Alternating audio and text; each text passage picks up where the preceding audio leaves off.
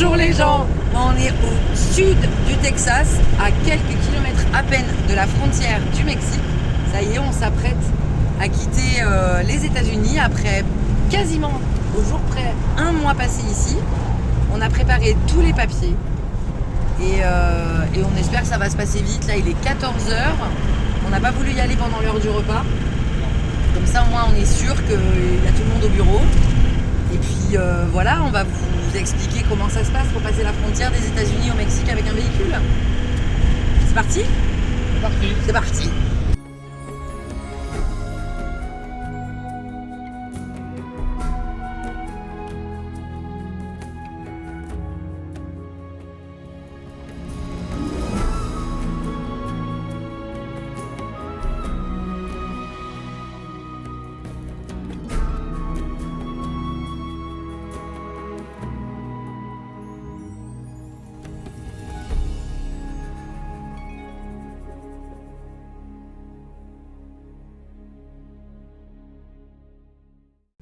Donc ici on est à Brownsville et on va aller à Matamoros du côté mexicain. On a fait le plein parce que aujourd'hui au Texas, de ce qu'on en sait, le diesel est moins cher qu'au Mexique, étonnamment. Et c'est une question de taxe. Donc voilà, on a préparé tous les passeports. Ah, c'est la porte. On a préparé tous les passeports et on quitte cette ville qui ne présente pas grand intérêt, si ce n'est la plage sur laquelle on a dormi et qui est sympa, mais sinon c'est un peu une ville de ce qu'on en voit. Ah, la police. Ce qu'on a vu aussi pas mal sur la route, c'est qu'il y a de la douane volante. Et sur la plage où on est allé hier, ils nous ont contrôlés parce que il n'y a que le Rio Grande qui sépare les États-Unis du Mexique. Et par la plage, il suffit de marcher. Alors je pense qu'il y a des caméras, mais ils voulaient vérifier nos identités, savoir pourquoi on était allé à la plage. Rien de bien méchant, mais voilà, on sent qu'ils sont plus présents quand même. Mexico, to Mexico, Mexico, Mexico, go, go. Bon, avant de passer la frontière, on doit d'abord payer le pont. Il y a du monde dans l'autre sens. Ouh, ça c'est côté ricain ça. Et comme nous on est considéré comme un truck, un camion, on a payé $10 au lieu de $3,50, $3,75. Bon, c'est comme ça. Mais on s'est pas fait tamponner par les Américains. Autodéclaration. Non, ça c'est con pasajeros. Ah ouais, mais nous, ça c'est pour déclarer les véhicules, Bastien. On va encore faire la même boulette que la dernière fois.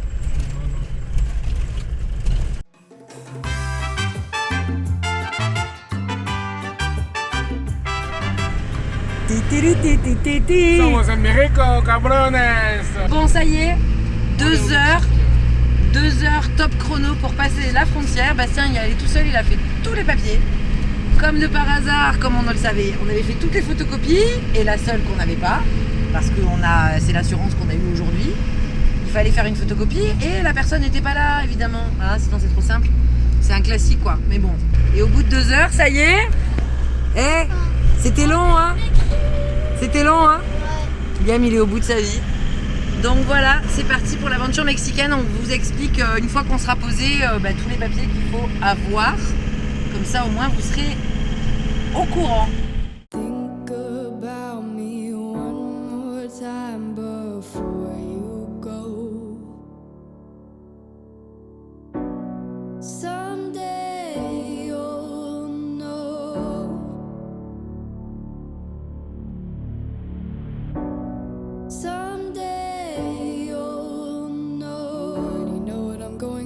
I've been feeling this way for far too long.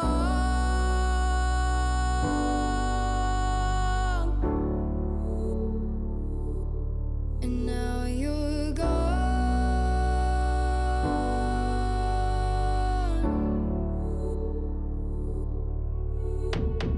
Took me away from all of my... Bon, premier spot au Mexique, c'était de la tuerie. Ok, 20 km de piste, c'est de la gentille piste. Mais on est dans la Laguna, c'est juste magnifique. Les couleurs sont incroyables. Et à part 3 pick-up de pêcheurs qui rentraient de travailler hier et qui partaient ce matin, on n'a pas été vraiment embêtés. Hein. Non, ça va. très calme, très très beau. Ça passe en camping-car, mais il faut pas être pressé. Je vous montre la route. Donc patience est le maître mot. Mais là c'est le plus abîmé. Après elle est presque plus propre. Bon, à mon avis, quand il pleut, faut pas venir. Jour de période des pluies en septembre, on oublie. Bah ouais, parce qu'il y a des grosses traces. Il y a des ornières, ouais. Mais ça va. Et la vue, elle est juste folle, quoi. C'est trop beau. Alors sachez que en Amérique centrale, il y a très peu de spots créés. Il y en a un peu sur iOverlander. Et on crée tous nos spots sur Park4Night. Voilà, parce qu'on se sert un peu d'iOverlander pour les services notamment. Mais après pour les spots, ben, on fonctionne un peu comme à l'ancienne. Hein. On regarde la carte, on utilise quand même beaucoup Google Maps aussi. Et voilà. Donc on n'a pas de Polar Step, mais on a un Park4Night. Si vous cliquez sur notre profil, Here We Are World, vous verrez tous les spots qu'on a créés. Pratique, non? Et là c'est le petit village de pêcheurs typique mexicain. Ça c'est l'école, mais c'est encore les vacances scolaires.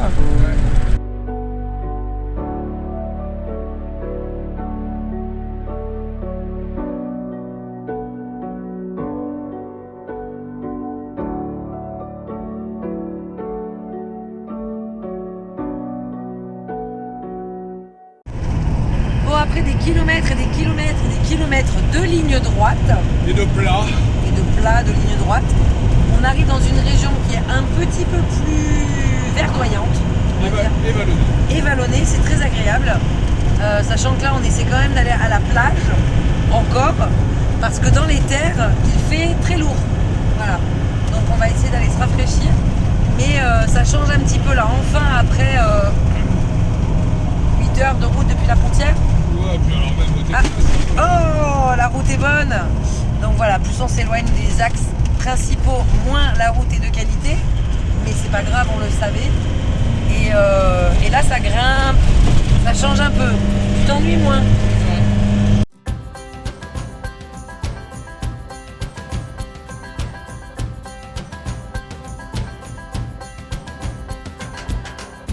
We need more than hopes and wishes for us to make it through the night.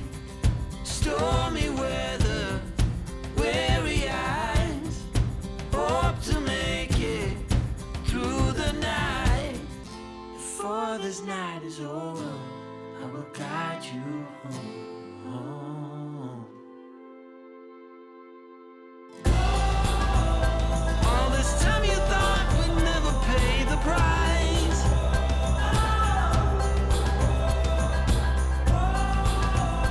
In the game of love, you have to roll the dice. My heart got 7 years to life.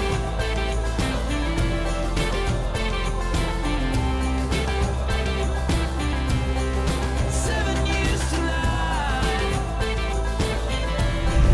La mer, elle est là-bas. T'as envie d'arriver? J'ai envie d'un café.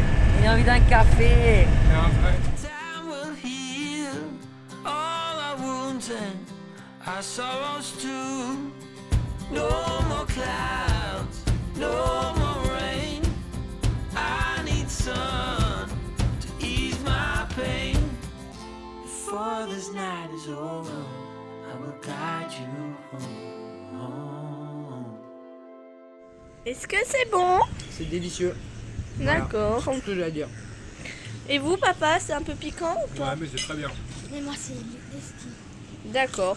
Esqui. Avec des skis.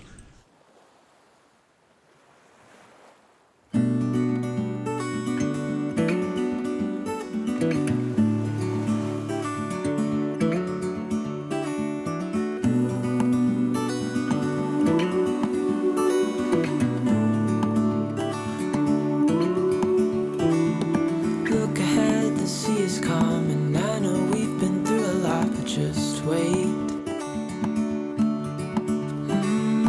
Wait for better days to come and carry us like wind in our sails.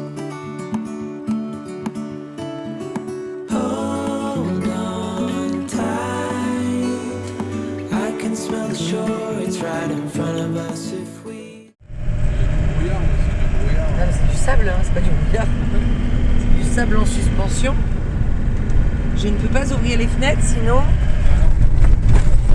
Ah, la route! C'est le sable qui se crée. Ouais, c'est très très beau.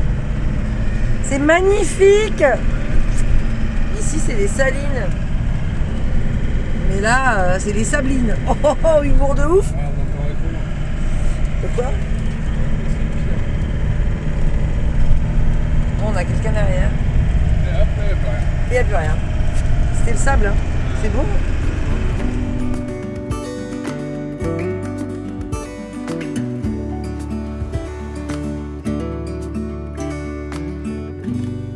On était à la plage, c'était cool hier, c'était dimanche, il y avait des familles et tout, tranquille. Alors c'est une plage un peu particulière parce qu'on doit passer des checkpoints. Donc il y en a 3 pour arriver à la plage où on donne notre identité. Donc c'est pas un problème, mais hier on a voulu y dormir. Du coup ils ont débarqué, ça nous a rappelé la Tunisie, ils nous ont demandé les passeports, ils ont pris en photo la plaque, les papiers.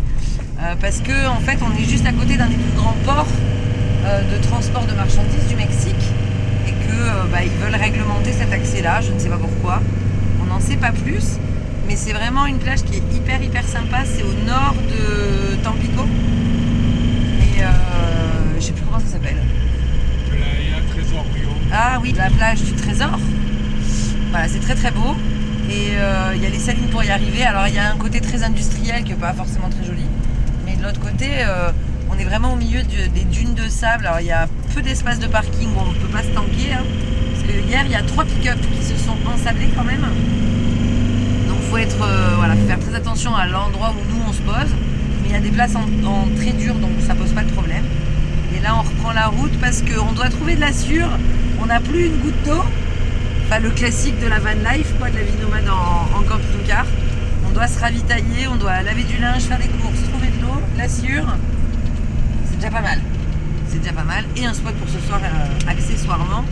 Et là je vous laisse parce que nous arrivons au 3e poste de contrôle mexicain. Voilà.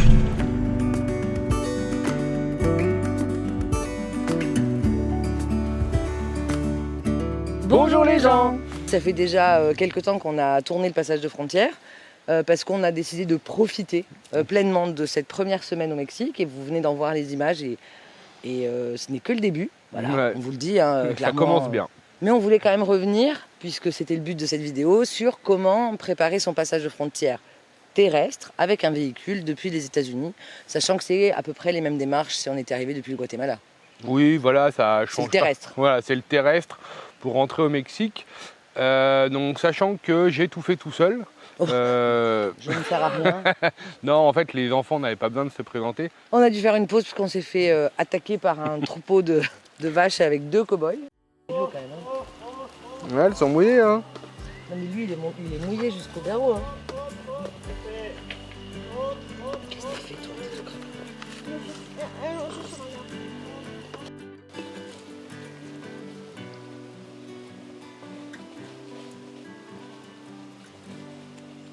Mais bon, on va retourner à ce qui nous intéresse.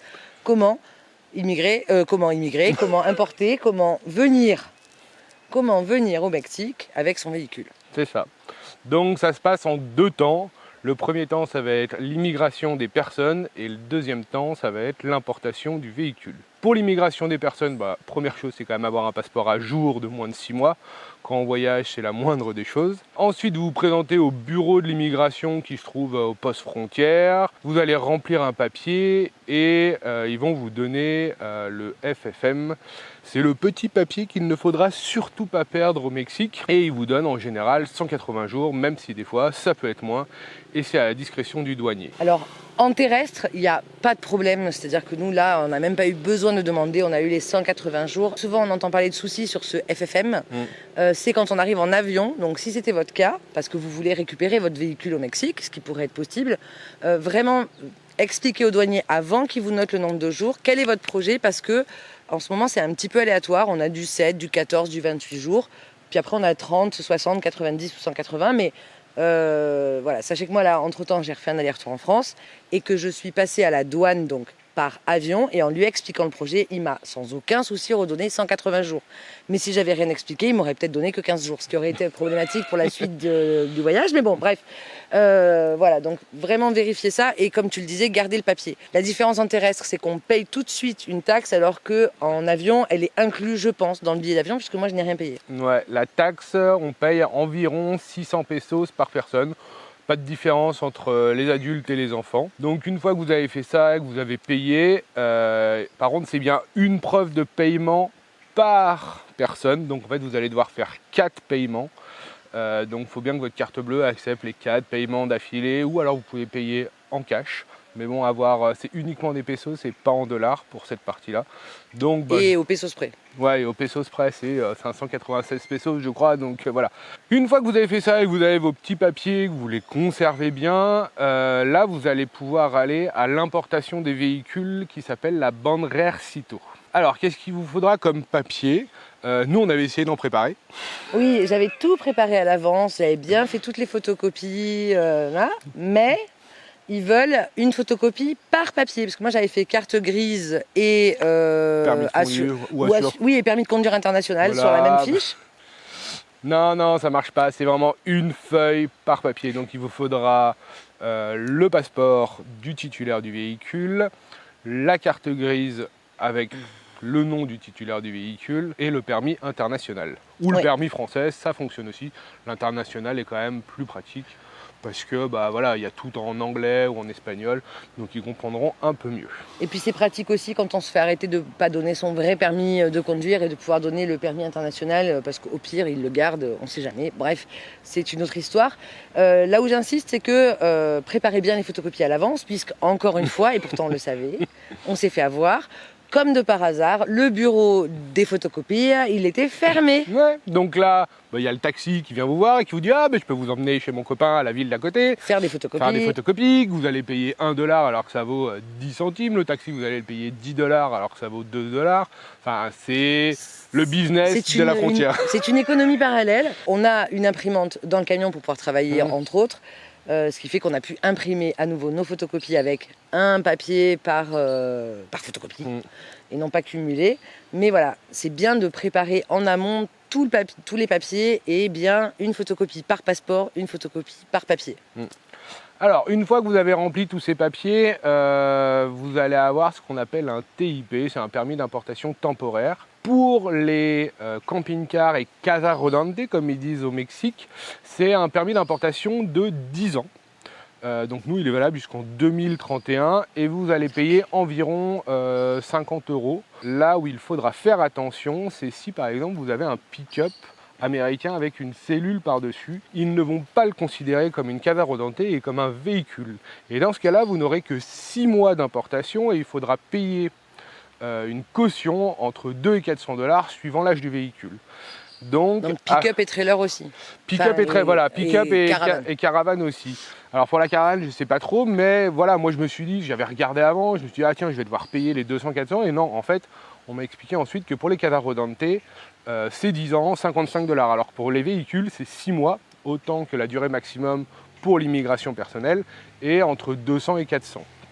Donc, je ne sais pas comment ça marche pour les fourgons, mais je pense que c'est une casa rodante aussi.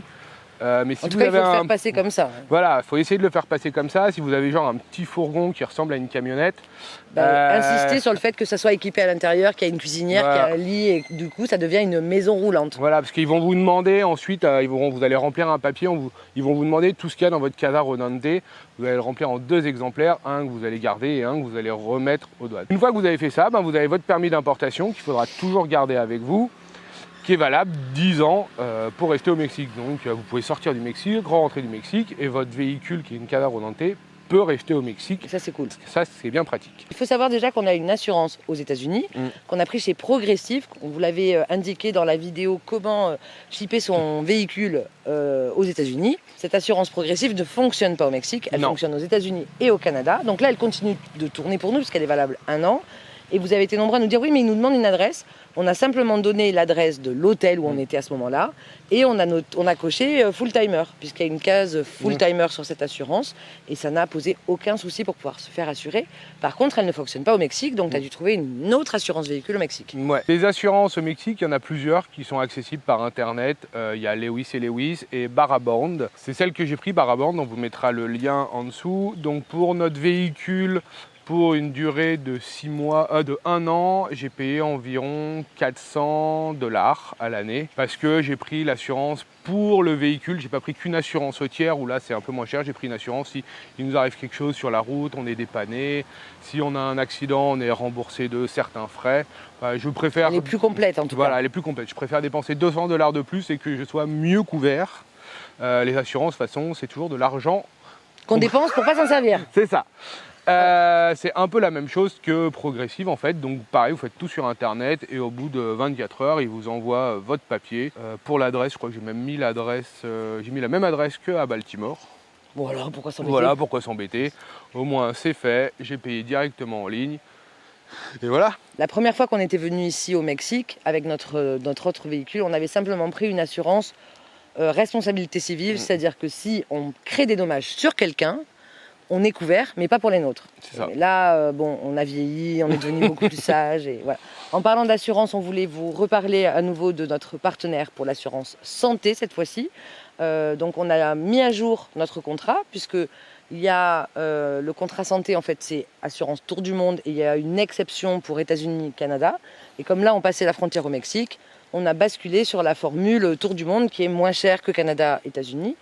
Pour payer moins cher, c'est ça. Tout simplement. Et donc c'est un partenaire avec lequel on a un lien affilié, c'est-à-dire que si vous cliquez sur le lien et que vous prenez votre assurance chez eux, nous on touche un petit quelque chose. Et en plus on a négocié une partie, les cow-boys sont de retour, c'est pour ça que je rigole. On a négocié une ristourne pour vous, donc on gagne moins, mais vous gagnez aussi si vous en avez besoin pour la formule Cap Assistance, moins de 3 mois. C'est ça. Voilà. Donc passer la frontière, au final, ça nous aura pris 2 heures. Alors sachant qu'il n'y avait personne. J'étais tout seul au bureau, que ce soit de l'immigration qu'au bureau des véhicules. Il y avait 2 autres véhicules et les Texans ils vont plus vite en fait. Ouais, parce que moi j'étais sur le parking. Les Texans, généralement, ils ont déjà importé leur véhicule ou ils n'ont pas forcément besoin de l'importer s'ils vont pas trop loin, suivant les véhicules américains. Quand ils sont frontaliers, en fait, il y a une zone de tolérance où on peut aller, c'est pareil, c'est la même chose à Tijuana. Tijuana, on n'importe pas son véhicule si on ne va pas plus loin qu'Ensenada. Voilà, donc je pense que c'est la même chose à Matamoros. Ouais, et puis peut-être qu'ils l'avaient déjà fait avant, et là c'est juste le contrôle des douanes. Ils vérifient le numéro de châssis, j'ai vu. Ouais, beaucoup. ça, ils vérifient le numéro de châssis. Une fois que ces 2 parties ont été finies, on va... Ils n'ont même pas regardé la tête des enfants, je te permets de te couper. Oui, c'est-à-dire qu'on est resté, nous, sur le parking, dans le véhicule, à discuter avec les autres gardiens et les militaires, mais... Par contre, ce qui les a beaucoup perturbés, c'est que notre plaque ne se démonte pas. Il faut savoir qu'aux États-Unis et au Canada, les plaques sont vissées et les plaques, en fait, appartiennent aux conducteurs et non pas aux véhicules. Et là, ça les a un peu perturbés que la plaque appartienne aux véhicules et non pas aux conducteurs. Donc, ils sont bien venus les prendre en photo 1000 fois parce qu'elles sont rivetées.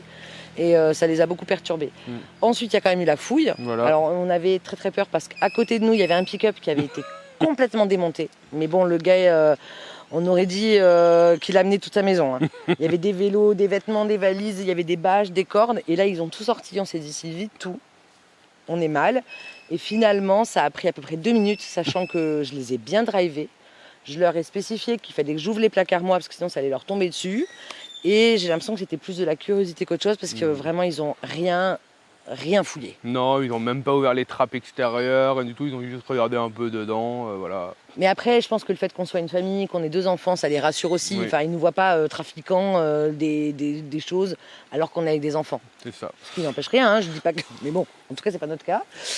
Donc 2 heures, c'était long quand même. Ouais, c'était long, mais au final, c'est assez rapide parce que si vous avez une queue avec 50 personnes à l'immigration et que vous devez remplir les papiers à chaque fois et que, pareil, ils sont pas vifs. Hein. Ouais, au Bandrercito, à chaque fois, la fille que je suis allé voir, vu que c'était un véhicule français, elle allait voir son chef derrière, ils sont revenus, ils sont allés prendre les photos du véhicule, ils m'ont demandé ce que c'était parce qu'ils ne comprenaient pas la carte grise française, c'est pas la même qu'aux États-Unis ou au Mexique.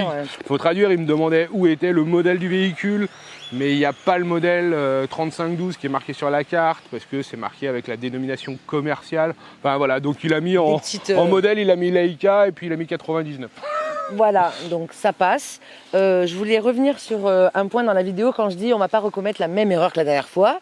C'est-à-dire que quand vous arrivez à la frontière, et il l'a fait, hein, la même que quand on est arrivé à Tijuana, il a passé la frontière, genre rien à déclarer, mon véhicule, tout ça il est déjà importé, salut, je passe. Et en fait, il faut passer sur le côté. Donc là, ils ont été sympas, ils nous ont ouvert des barrières, les militaires, machin, pour qu'on puisse faire le demi-tour. Mais ça commençait mal. Donc il faut bien regarder, il faut aller là où vous voulez, importation, déclaration, tout ça, et pas tout droit. Non, et essayez de passer en semaine le matin. Parce que comme ça, s'il y a du monde, ça vous laisse plus de temps et que vous ne sortez pas quand il fait nuit. Et le week-end, il y a soit plus de monde le samedi ou soit le dimanche, il y a certaines choses qui peuvent être fermées. Il y a moins d'effectifs généralement le dimanche. Oui, alors, sur genre les grosses... le gars de la photocopie. Voilà, par exemple, où là c'est une frontière qui est ouverte 24 h sur 24, mais toutes les frontières ne sont pas ouvertes 24 h sur 24. Donc bien vérifier avant d'y aller. Après, les frontières américano-mexicaines, c'est pas ce qui manque.